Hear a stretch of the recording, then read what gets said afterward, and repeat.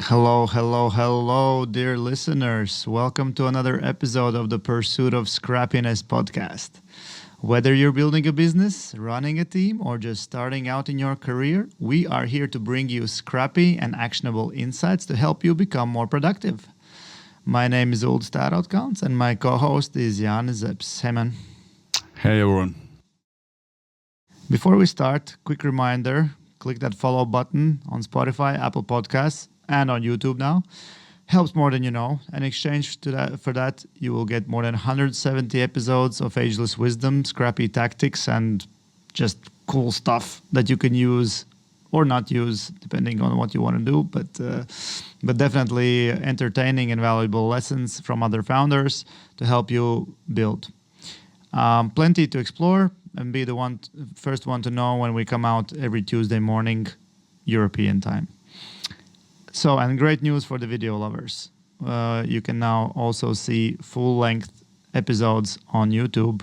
So go on the Pursuit of Scrappiness on YouTube and see full episodes and also some good clips for those of you who like shorter form content. About today's topic, there are a couple of major cornerstones of a business that are forever relevant to any founder. Three that come to mind immediately for me is people, product, and sales. So you will hear and have heard that we keep coming back to these topics with quite high frequency. And today we want to do a deep dive into the product.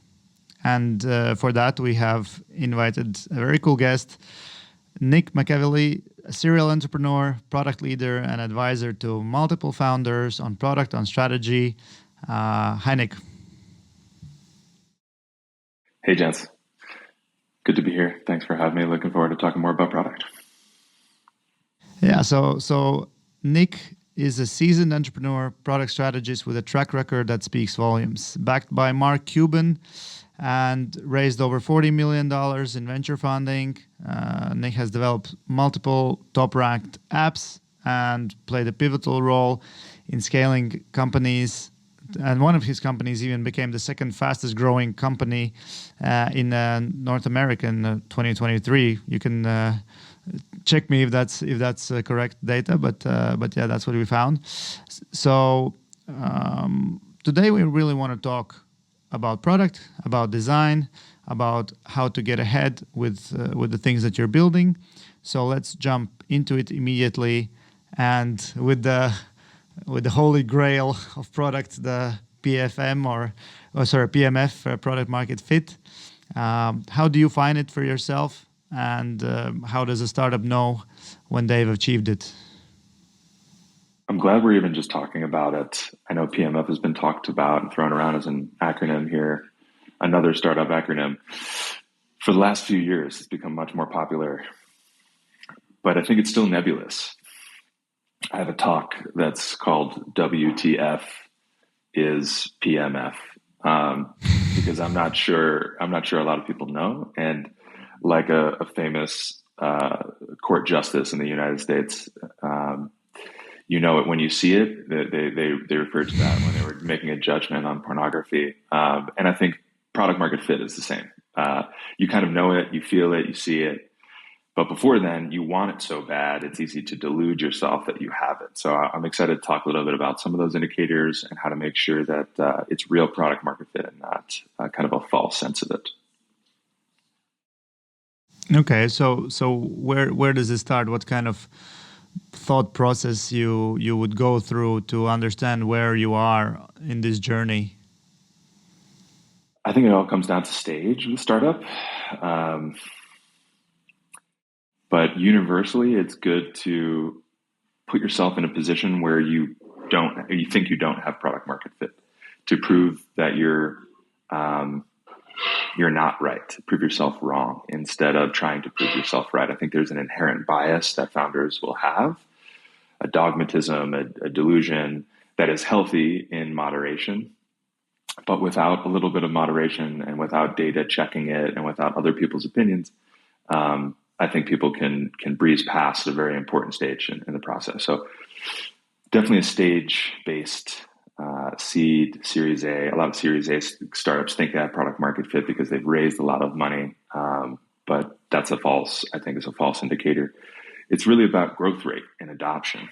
So if you have folks that are organically sharing, Paul Graham has spoken about this as one of the leading indicators of product market fit, but if you need to hire more staff to accommodate your sales and customer support, if your customers are speaking about your product to other people, that's huge. I remember building a game maybe 7-8 years ago when Vine was really popular. We made an animated game called Celebrity Street Fight off of the MTV show Celebrity Deathmatch. I don't know if you guys remember that. Yeah, that was a good one. 10, 20 years ago. Donald Trump, Hillary Clinton, a couple of Vine stars, YouTube stars were in there, PewDiePie. And we had a definite product market fit with that product. It scaled. We got, I think, 300,000 downloads in the first weekend. We were using influencer marketing. And people were recording videos on YouTube how to play the game. It was like already within the first few days, instructional videos how to play it. So that we knew that was product market fit, but it wasn't quite enough because we hadn't spent enough time in the revenue testing process. So we released the game, tried getting it out as fast as possible, and we didn't have the revenue model to back it up. So where product market fit might be something that you're striving for and you can have, right? People will be sharing your product. If you're not iterating on your revenue model or way of actually making money, product market fit doesn't really matter. So there are two things in tandem, like you were saying, the profit and product and people all need to kind of come together and be overlapping.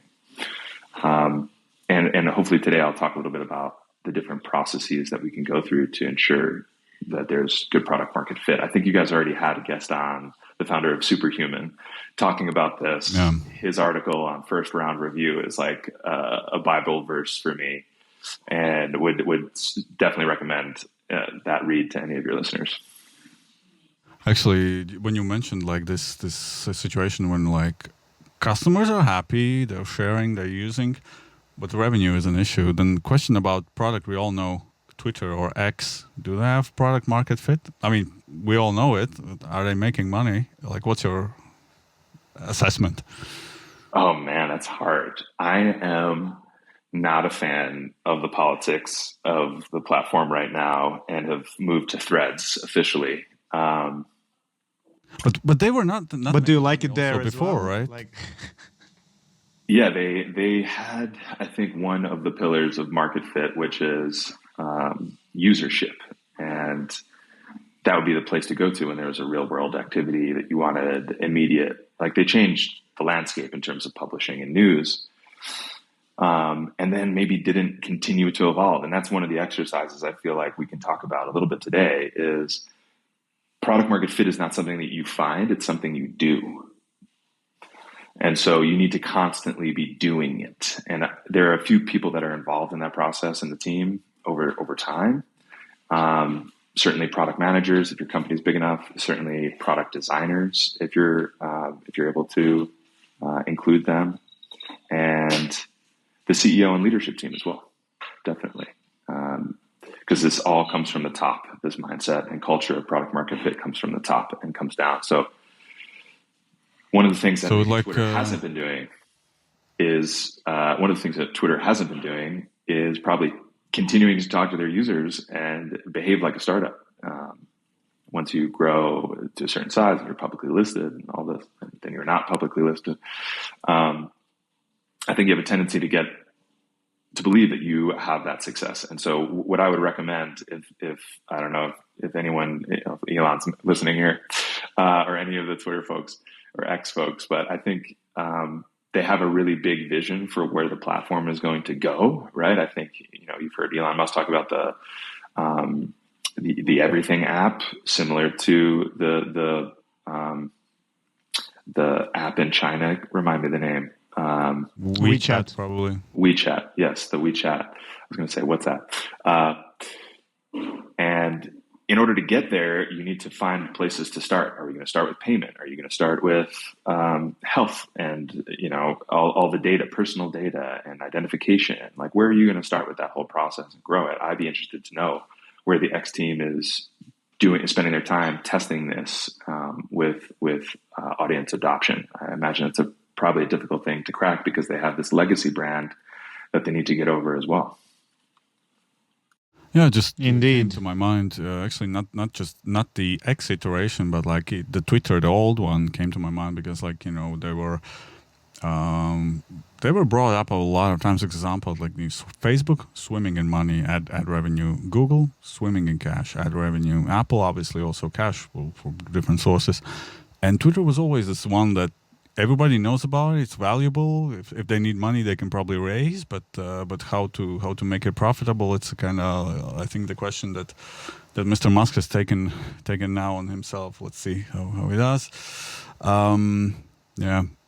About It's just false the it's just the FPFM, the free product market fit, which can be a slippery slope and lead you down to a path of no profitability if you get too excited about FPFM. Yeah.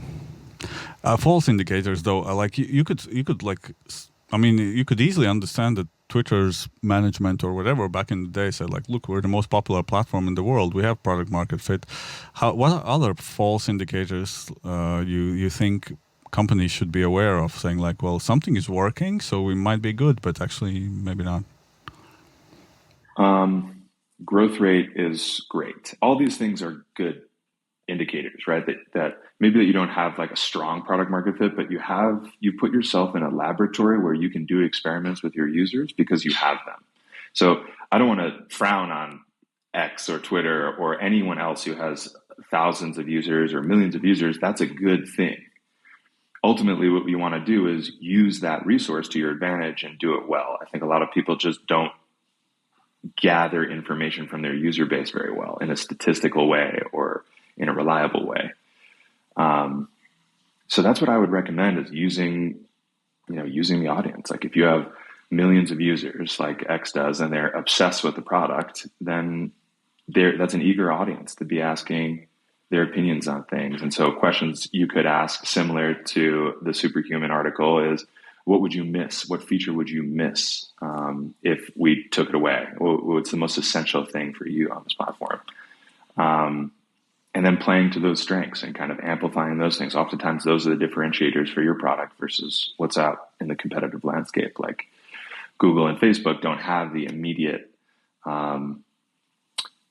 intel and resources that X or Twitter used to have. I'm just going to call it Twitter from now on because that's what it is in my mind. Fuck X, excuse me.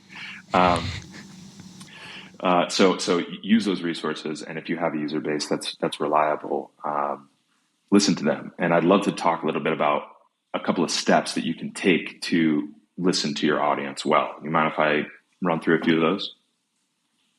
Yeah, go for it.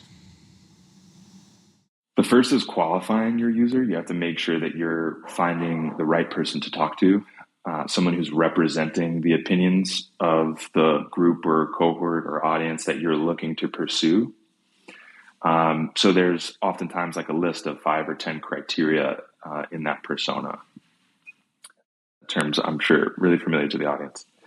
So defining the right persona, there could be 5, 10 personas that are within your audience, depending on how granular you're getting, but their attitudes, beliefs, behaviors are all essential for you to analyze. And so you need to be really careful about choosing those before you go out and ask people for their opinions, because you don't want to be asking for one opinion from 20 people who are representing that opinion differently. You want to try to be asking folks that all espouse or could have the same opinion, similar opinions, and that you can find on these platforms, right? Demographic material is really helpful these days, and it's more accessible to us than it ever has been.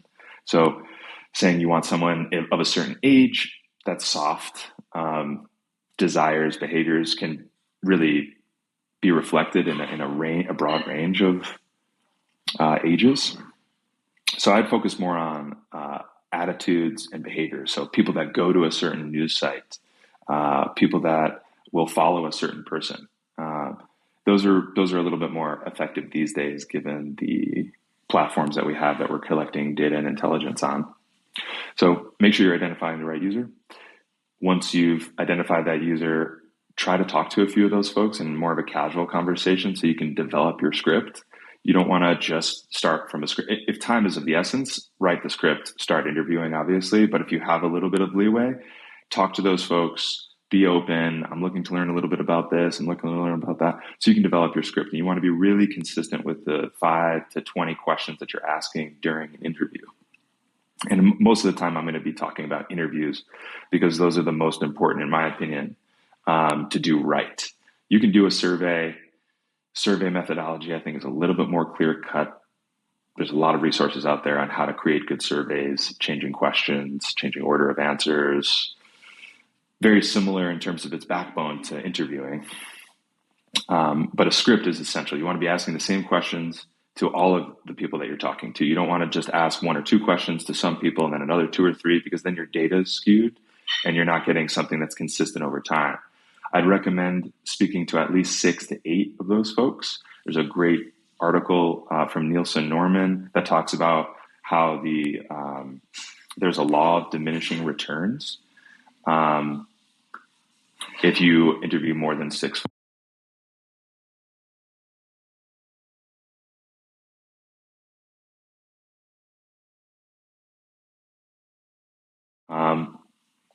and once you have that group of 6 folks on, I think it's important to synthesize that data well. So you've found the right people. I'm sorry, 1 second.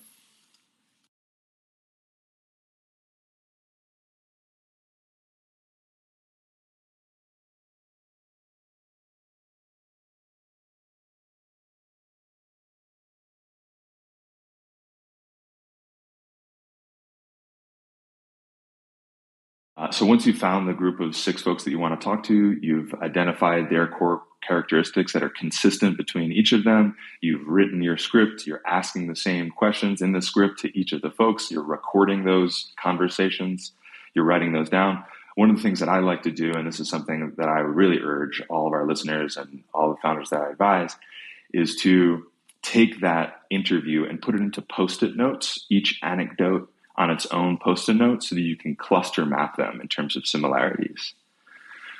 Use Miro, FigJam, whatever your tool is, your whiteboarding tool. Write those anecdotes down onto the Post-it notes. One of the frameworks that I like to use is the jobs to be done forces diagram. So it pushes, pulls, habits, and anxieties in the 4 quadrants. And each of those has a different color of Post-it notes. So when you cluster them, you can identify the source or the sentiment behind the insight. And after you've cluster mapped them and found their affinities, it's amazing how quickly the insights start to appear. So let's say you're doing some research on a travel app and you're cluster mapping and realize that most people like to get recommendations before they go. And then within that cluster map, you realize that most people like to get recommendations from their friends.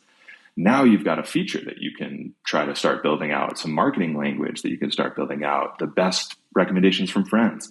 How do you gather recommendations from friends? Are we building this on a platform that's more of chat focused? So it's playing into the social components versus something that's more of an independent app or another platform. So these types of insights have direct relationships to product development, design, roadmap stuff, but also to sales and marketing, even hiring. So good product market fit habits are feeders into the rest of the company. And I would urge leadership to start entertaining that as an engine that you have running in the background, because it fuels so much of the business. Is there some kind of critical mass that you would like to see to take it as a general opinion of your customers, right? You can have 5 interviews. In each interview, somebody says something different, so you cannot go 5 different ways. So how do you consolidate, and how do you determine that, okay, yeah, this is what the majority of users would really appreciate?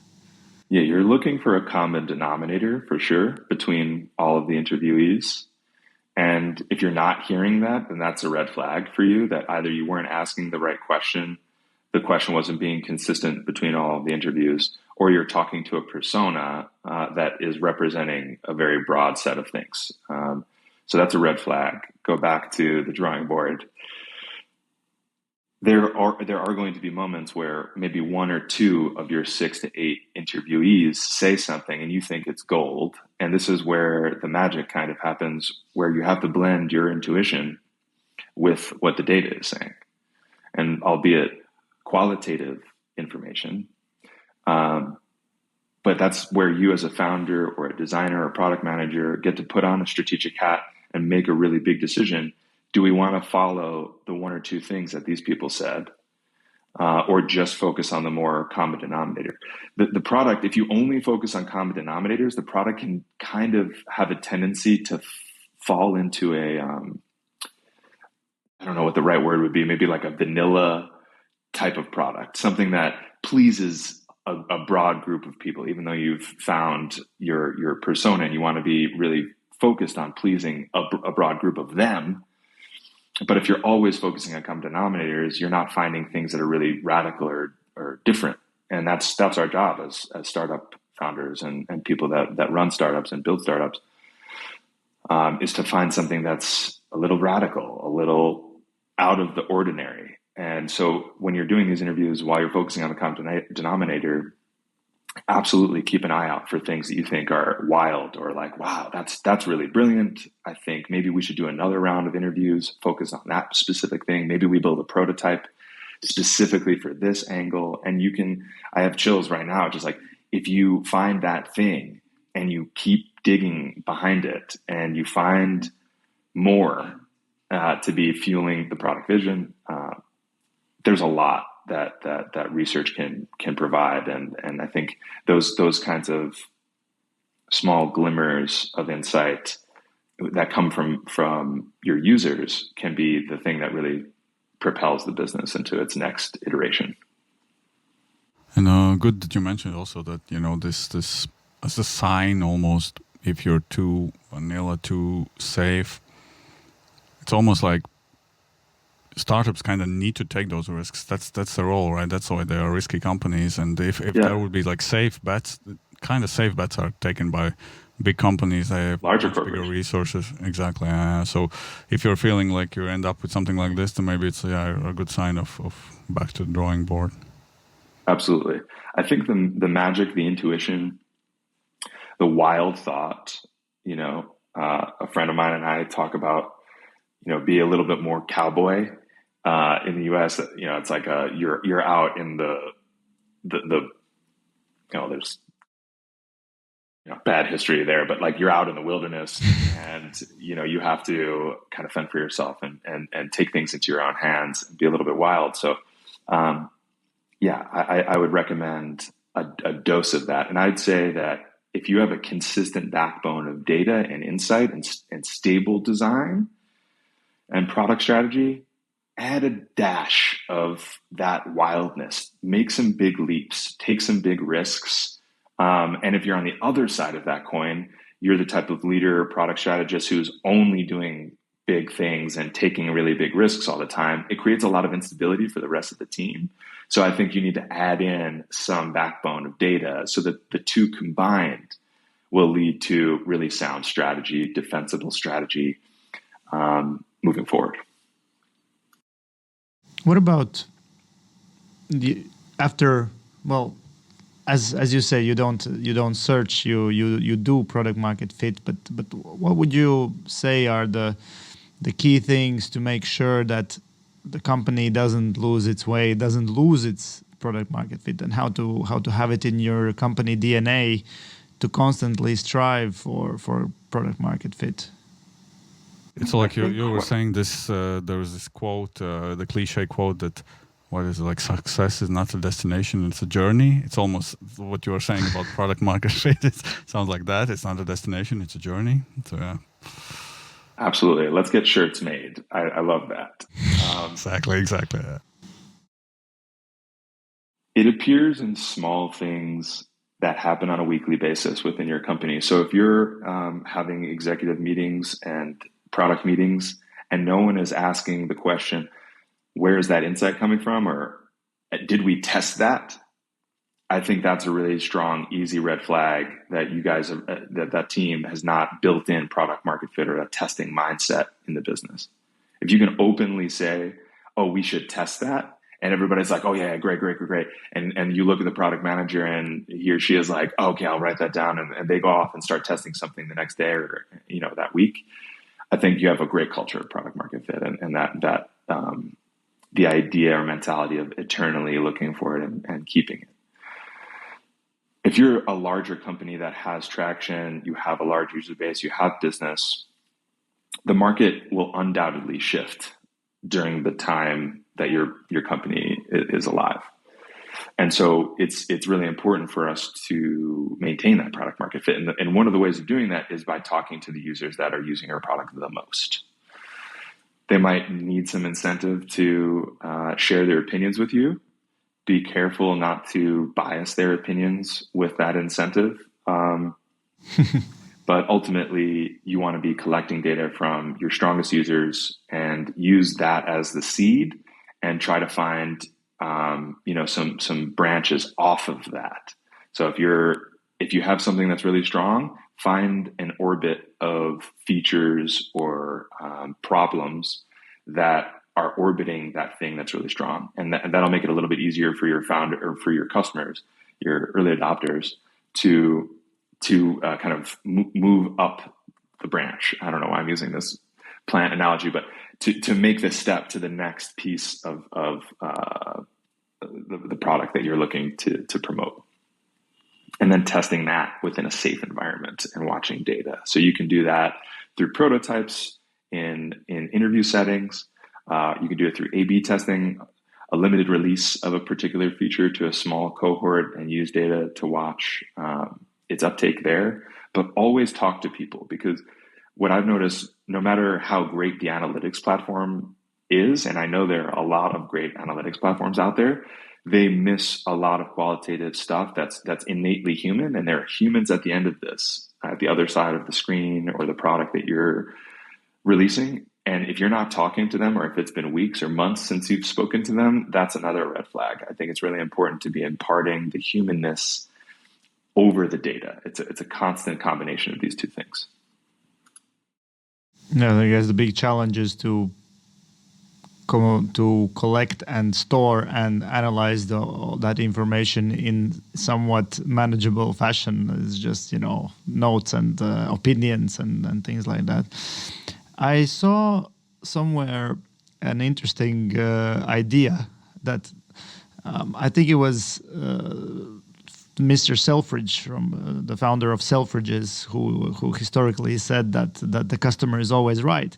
And I saw somewhere on X or wherever is that what he meant was that the customer is right in his opinion of what he likes and his taste, but that doesn't mean that you are to become his servant. And I felt like it also touches an important part of building the product. We just spoke for 10 minutes at least about how important it is to keep your customer's ear, your user's ear. You need to be talking to them, but at some point you also need to stand for yourself and make those product decisions. So how do you balance this kind of customer is always right versus actually we are building a product here and we need to stand by our values and our vision of what we're building? Yeah, I would say it's an overlap of the two things. It's a Venn diagram. You need to, as a company and as a leadership team, understand who you are, what is the common goal and vision for your company, but that needs to overlap with what the customers are saying. That's where product market fit exists, when those two things have something in common. Building what a customer asks for is not a good idea. Literal translation is known as a fallacy in the human-centered design and product research world. You don't just take what they say as gospel and write that down. That's not your insight.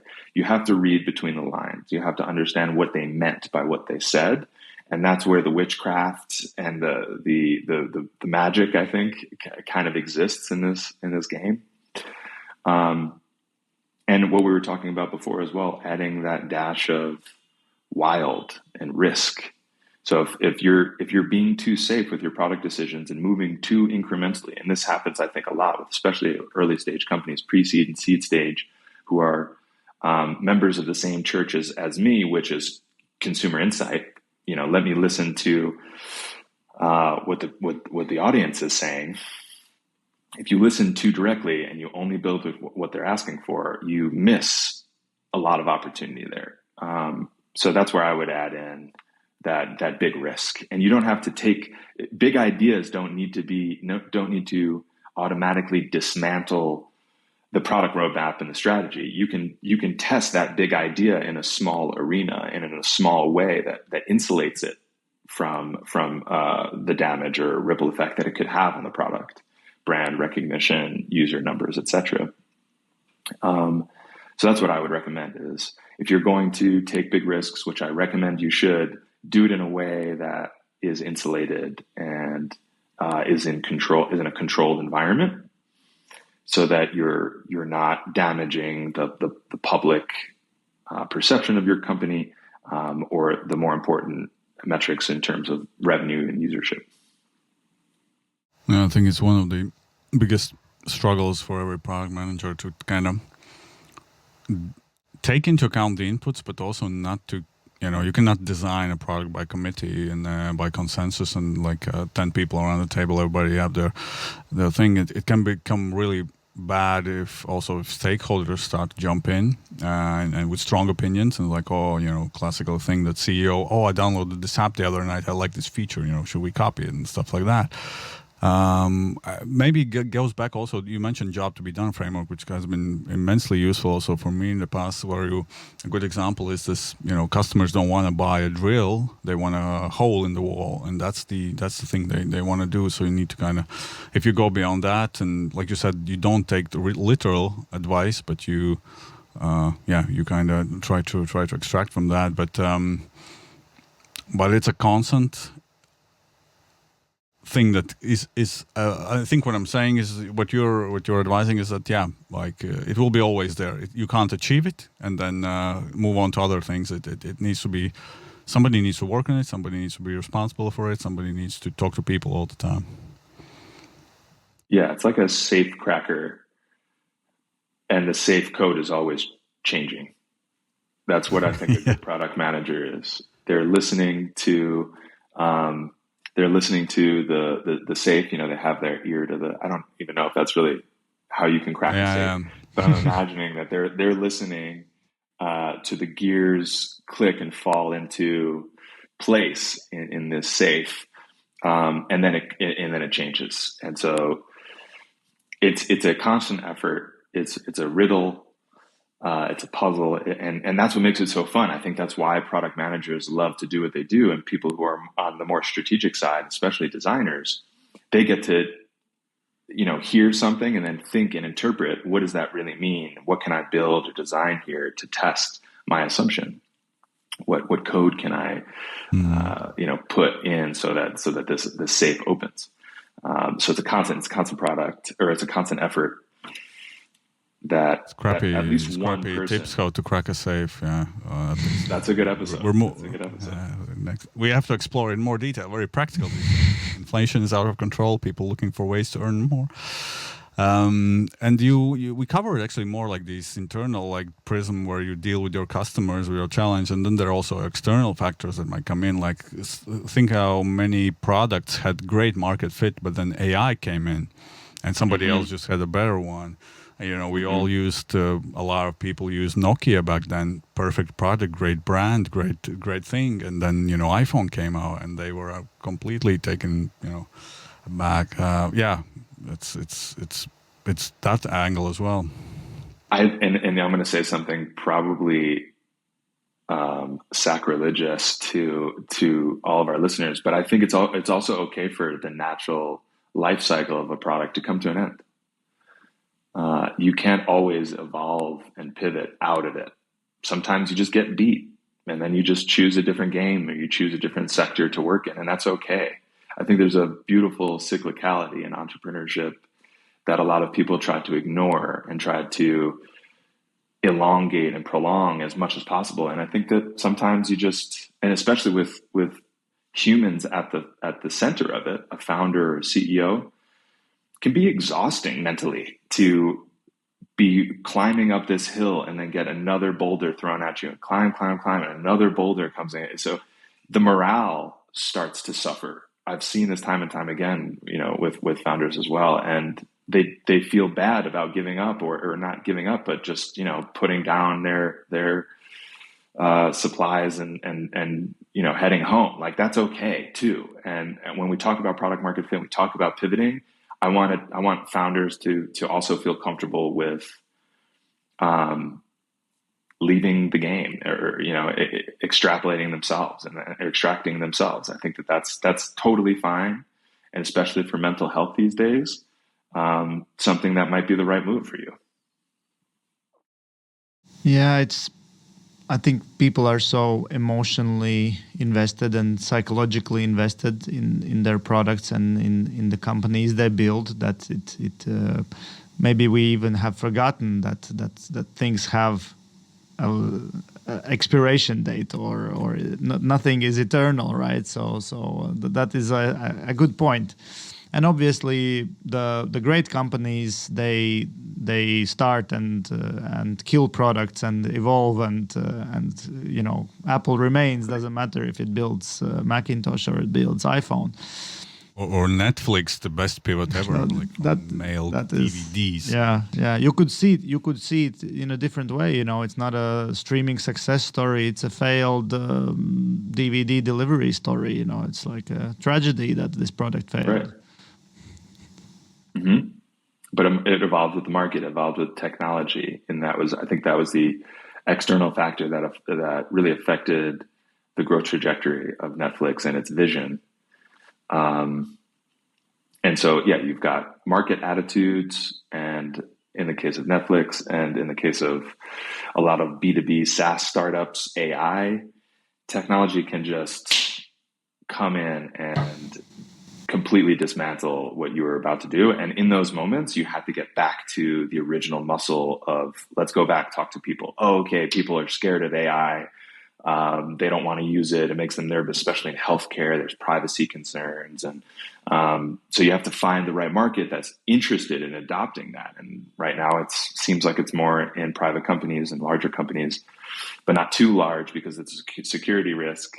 So there's a lot of things that you need to go out and learn about when that tech shifts. And what's beautiful about that learning opportunity is all of the insights that you gain about this brand new technology you can use in a new company, a separate project. You can use as an investor. You can use as an entrepreneur and a product strategist within your own company. It doesn't necessarily mean that your product needs to shift and go into AI, or it needs to get on streaming, whatever the technology is. But certainly going out and learning about it very quickly puts you ahead of the game, undoubtedly. So it's up to you how you choose to use that insight. But if you sit and fear,